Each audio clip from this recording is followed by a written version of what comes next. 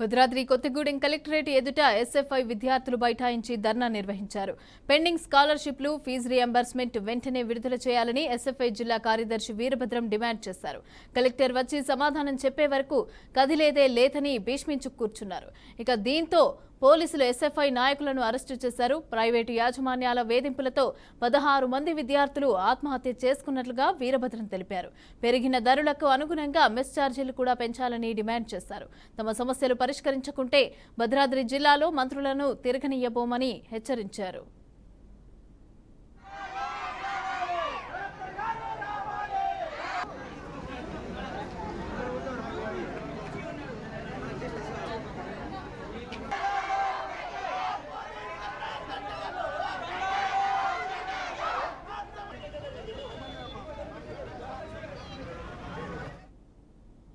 తెలంగాణ రాష్ట్రంలో సుమారుగా 8,000 కోట్ల రూపాయలు స్కాలర్షిప్, ఫీజు రియంబర్స్మెంట్ బకాయిలు ఉన్నాయి.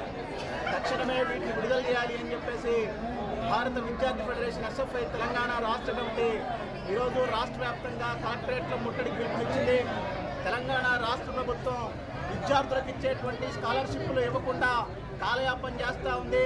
గత 3 సంవత్సరాల కాలంలో ప్రైవేటు యాజమాన్యాలు మీరు ట్యూషన్ ఫీజులు చెల్లించలేదు అనడంతో సుమారుగా 16 మంది విద్యార్థులు ఆత్మహత్యలు చేసుకొని చనిపోయారు. ప్రైవేటు కళాశాలల యాజమాన్యాలు మీరు ట్యూషన్ ఫీజులు చెల్లించాలి అని చెప్పేసి కోర్సు కాలేజీ అయిపోయిన తర్వాత టీసీ ఇచ్చేటువంటి క్రమంలో తీవ్రంగా వేధిస్తూ ఉన్నాయి. విద్యార్థులు ఆత్మహత్యలు చేసుకొని చనిపోతూ ఉన్నారు. చనిపోతూ ఉన్నటువంటి విద్యార్థులన్నీ ఈ హత్యలన్నీ కూడా ప్రభుత్వ హత్యలే అని చెప్పేసి ఎస్ఎఫ్ఐ భావిస్తూ ఉంది. తక్షణమే పెండింగ్లో ఉన్నటువంటి 8,000 కోట్ల రూపాయల స్కాలర్షిప్లన్నింటినీ తక్షణమే విడుదల చేయాలని చెప్పేసి కోరుతా ఉన్నాం. అదేవిధంగా తెలంగాణ రాష్ట్రంలో గతంలో ఎన్నడో 2017లో మెస్ ఛార్జీలు పెంచారు. నేటి వరకు కూడా మెస్ ఛార్జీలు పెంచలేదు. గత ప్రభుత్వం పెంచేందుకు ప్రతిపాదనలు సిద్ధం చేసినప్పటికీ కూడా ఇప్పటి వరకు కూడా మెస్ ఛార్జీలు పెంచినటువంటి పరిస్థితి కనబడుతూ ఉంది. ఈరోజు రాష్ట్ర కమిటీ పిలుపులో భాగంగా భద్రాద్రి కొత్తగూడెం జిల్లా కమిటీ ఆధ్వర్యంలో కలెక్టరేట్ ముట్టడి నిర్వహించడం జరిగింది. దీని ఉద్దేశం ఏమిటంటే తెలంగాణ రాష్ట్ర వ్యాప్తంగా 8,000 పెండింగ్లో ఉన్నటువంటి 8,000 కోట్ల రూపాయలు విడుదల చేయాలని, అలాగే హాస్టల్కి సంక్షేమ నిధులు కేటాయించాలని చెప్పేసి, మౌలిక వసతులు ఏర్పాటు చేయాలని చెప్పేసి భారత విద్యార్థి ఫెడరేషన్ ఎస్ఎఫ్ఐ తెలియజేస్తూ ఉంది. అంతేకాదు తెలంగాణ రాష్ట్రం వచ్చిన తర్వాత ఇంతవరకు పెండింగ్లో ఉన్న స్కాలర్షిప్ ఎక్కడ కూడా చేయలేదు.